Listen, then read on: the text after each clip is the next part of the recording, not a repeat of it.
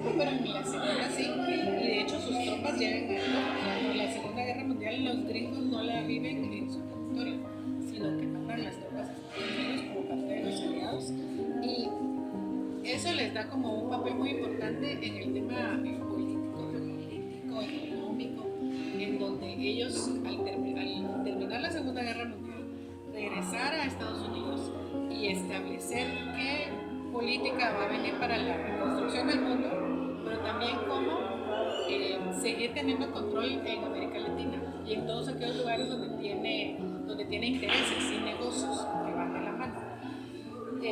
Aquí es importante anotar, por ejemplo, que los gringos dicen que no tienen amigos, sino que tienen intereses. Entonces ahí, digamos, está. Y Guatemala tan cerca, digamos, que no podía hacerse para atrás, ¿no?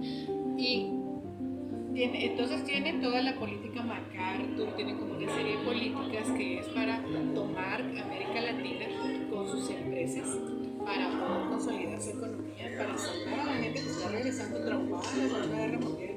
Las mujeres habían salido a trabajar y cómo tienen que devolver a las mujeres a la casa, aparte de la publicidad. Otra vez la publicidad entra ahí, en donde de hecho hay como este tipo de estudios de que las mujeres se vuelven alcohólicas porque lograron salir de casa, ser independientes y luego regresar a casa a volver a ser esposas, mamás perfectas en los años 50. Y ahí el cigarro, el strike también que se vuelve parte del alcohol, o sea, tienen como varias estrategias acompañadas, ¿no? Para el consumo y también para recuperar la economía. Es entonces como Guatemala queda incrustada en esta economía por el posicionamiento geográfico y la importancia que tiene Guatemala en la región para a partir de ahí bajar a toda América Latina para poder continuar con sus negocios. Digamos, como un dato interesante es cómo después de hace unos 5 años, una cosa así, ya se empieza a hablar que Estados Unidos se equivocó, pero mucho antes vino el presidente Bill Clinton a Guatemala y viene a pedir perdón por las acciones militares, políticas y económicas que Estados Unidos hizo en el 54 contra Guatemala. Eso nos marca que al menos hubo un retroceso en Guatemala de unos 20 años, solo en ese momento histórico. Después vamos a ver lo demás. Después de la firma de los acuerdos de paz, el gobierno de Torres Molina, el gobierno de Mantella, los otros 20 años más de educación. ¿Qué creo que hay otra pregunta? Similar, wow, qué interesante la verdad.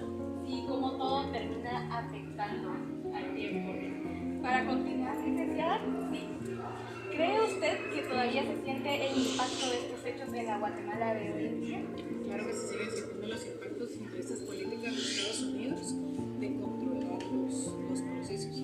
Para los estadounidenses, el hecho de que un país tenga elecciones es como una muestra de la democracia. No necesariamente es lo que sucede a los pueblos.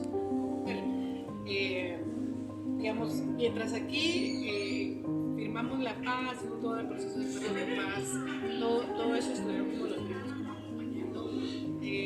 Era como bastante complicado mantener el ejército, la expansión de las empresas para que estuvieran más cómodas, y en un país con guerrilla eso no podía pasar, ¿no? Y recordemos que la guerrilla viene como una expresión de la población de tomar las armas y confrontar el poder directamente.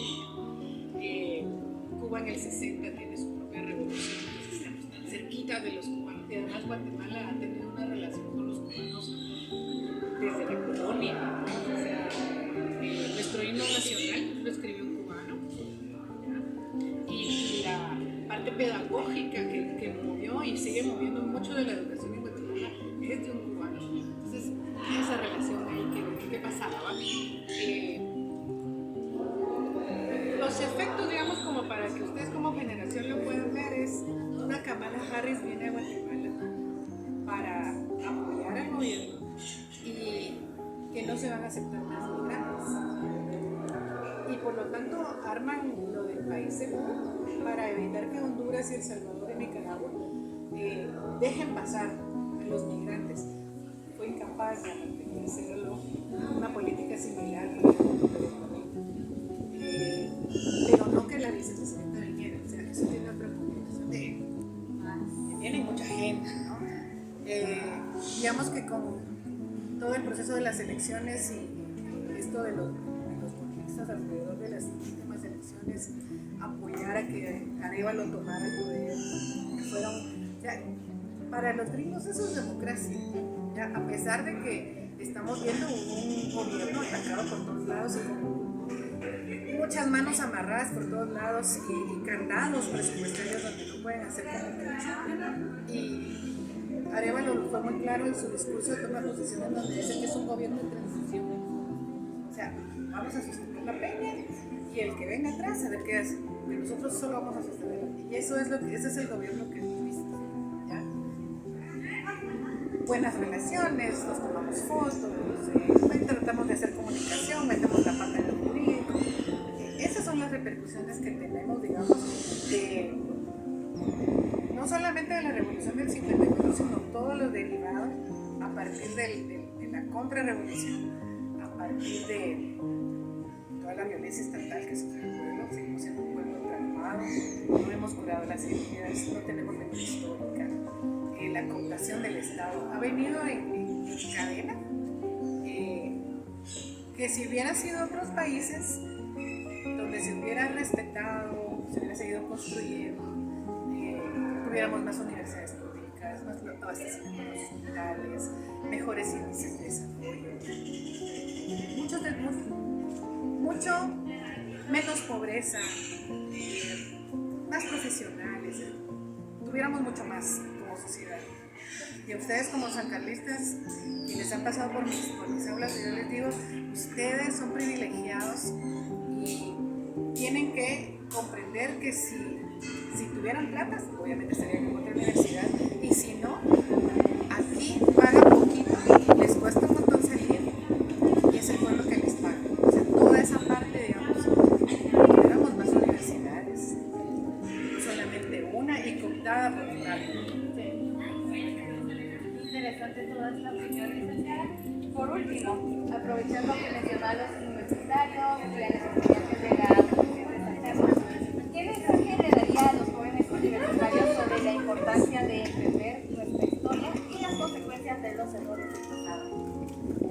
Digamos que uno de los errores, a mí lo de los errores históricos no estoy yo muy convencida, pero sí creo que son la falta de oportunidades como gobiernos a los pies de la oligarquía, a los pies de los grandes empresarios que requieren masa, que quieren gente sumisa, callada, que pueda ser explotada, salarios mínimos, porque para ellos la gente es pobre porque quiere, y si ganan poquito los pobres, se gastan el dinero y se endeudan. O sea, tienen como una serie de pensamientos limitantes en donde no se piensa, y su dinero no lo guardan aquí, lo guardan en el extranjero. O sea, son como otro montón de cuestiones.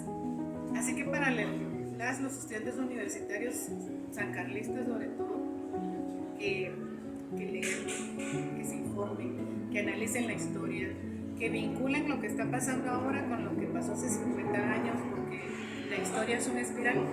La historia no es lineal, la historia es espiral. Entonces te vas a encontrar con algunos hechos que tienen una conexión pasada, y más o menos vas a saber por dónde va a brincar la liebre cuando tú haces el análisis. Y que lean, que cuestionen en clase, que no se queden con lo que uno da en clase, que busquen más, porque este país requiere de soluciones. Y nosotros que hemos sido estudiantes sancarlistas, que el pueblo nos ha pagado la carrera, en mi caso como docente del pueblo me paga mi salario, devolverle de todo eso que nosotros logramos tener. Yo si en la Universidad de San Carlos no fuera profesor.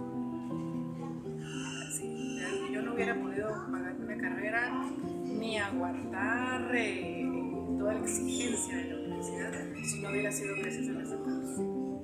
Muchísimas muchísimas gracias, licenciada. Siempre es un honor platicar con usted. Su información siempre es muy precisa, valiosa y considero que sabe explicarla. Así que le agradecemos muchísimo por su participación en nuestro podcast el día de hoy. Muy bien, vamos. Para poder comprender por qué surgió la reforma agraria, o más conocida como el Decreto 900, primero hay que mirar al campo guatemalteco de mediados del siglo XX. Una enorme concentración de tierras en pocas manos y campesinos laborando en tierras que ni siquiera eran suyas. En 1952, el gobierno de Jacobo Arbenz Guzmán promulgó el Decreto 900, que buscaba expropiar tierras ociosas o poco productivas y redistribuirlas a campesinos que no tenían, con el único objetivo de reducir la inequidad rural y fomentar así también la producción agrícola. Sin embargo, esta reforma enfrentó una férrea oposición. Los grandes terratenientes, que veían amenazados sus propios intereses, se organizaron para resistir. También empresas agrarias vinculadas con capital externo, algunas con grandes extensiones que calificaban como no productivas, se sintieron afectadas. La resistencia política y económica fue un factor clave para desestabilizar el gobierno de Arbenz, que eventualmente fue derrocado en 1942 con intervención extranjera. Aunque la reforma no alcanzó plenamente sus objetivos, su legado sigue presente. Es un episodio central para entender las disputas por la tierra en Guatemala, las tensiones entre lo agrario y lo político y las dinámicas sociales del país. Continuando con lo que nos comentó la licenciada Juárez, sabemos que después de lo que pasó en 1944, Arbenz decidió meterle mano a la reforma agraria. La idea era simple, darle tierra a los campesinos que durante años habían sido dejados a un lado. Pero claro, no todos estuvieron de acuerdo. Terratenientes, políticos poderosos e incluso grandes empresas extranjeras lo vieron como una amenaza y se opusieron con fuerza. A pesar de todo, Arbenz siguió intentando modernizar Guatemala y equilibrar un poco las cosas. El resultado fue un país dividido. Por un lado, avances sociales importantes y por el otro, conflictos que finalmente llevaron al golpe de 1954. Lo que deja claro esta historia es que cambiar un sistema tan injusto no es fácil, pero con un intento valiente que nos hace reflexionar sobre las desigualdades y que significa luchar por un país más justo, es lo que esto nos quiere dar a entender. Este episodio de nuestra historia también nos recuerda la importancia de la participación ciudadana y de cuestionar las estructuras de poder. Nos enseña que los cambios profundos siempre generan resistencia, pero que vale la pena cuando buscamos justicia social y mejorar la vida de quienes más lo necesitan.